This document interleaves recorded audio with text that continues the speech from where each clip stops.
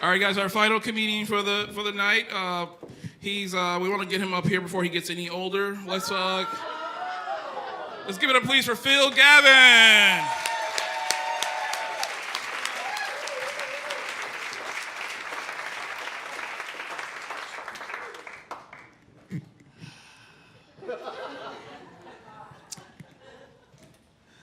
So why don't we ever hear any good news about the pancreas? I've never gone to my doctor and I'm say, Phil, we got to work on your blood pressure, but you got the pancreas of a 20-year-old. He's got all kinds of useful advice regarding my liver. But it's been on my mind lately because I actually know 2 guys who recently died of pancreatic cancer. And the wife of one of these guys, she asked everybody to write letters to Greg, let him know that we were thinking about him. And I didn't get around to that. My friend Ross did, though. He's a much nicer person than I am.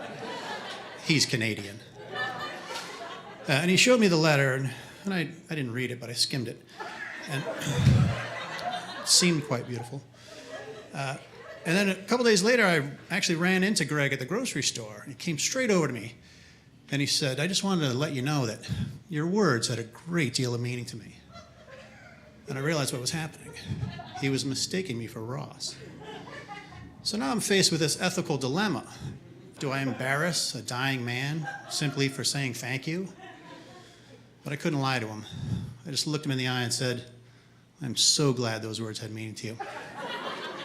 Yep, took full credit. I did eventually pass that credit along to Ross. It was literally the least I could do.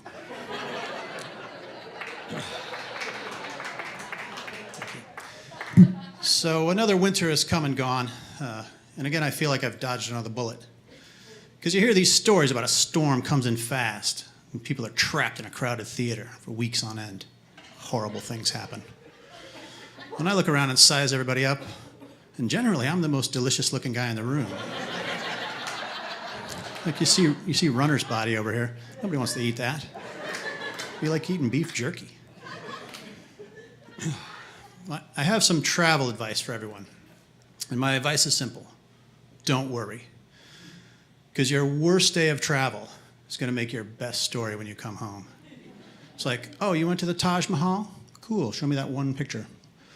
Oh, wait, your plane was stuck on the tarmac for 6 hours and they kept pouring drinks until people got into fist fights? Marge, open another box of Chardonnay. I want to hear this whole story. So I went on a vacation this past season to Rwanda. And we went to this place called Bat Island. And the guidebook mentioned this colony of thousands of bats. And you might be picturing those cute New England bats. Look like little mice with wings, right? No, these are African bats the size of seagulls. And what the guidebook failed to mention were the several dozen cows who lived on the island and these slippery-looking millipedes the size of hot dogs. Yeah. So the hike to see these bats goes straight up a mountain. And I should mention that I'm taking a new blood pressure medication that has me feeling a little lightheaded if I get a whole bunch of exercise all at once. But I survived to the top. And then coming down, this very steep trail gets kind of loose and gravelly. And I start to think, this may actually be the day that I die.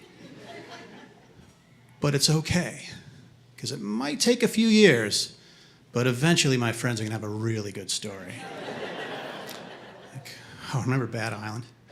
Yeah, and Phil was up there and he just lost his footing and made that face like, and just started sliding. Oh yeah, he was sliding at first and then he started to roll and he's getting all covered in the cow dung and the bat guano, and then the millipede starts sticking to him. God, he looked like a giant swirl ice cream cone with sprinkles. And then, you remember that last rock? Oh God, that last rock. He was rolling, just hit that last rock and made that little squeak sound and just bounced into the water. Oh God. I miss the guy, but what a way to go. Classic Phil.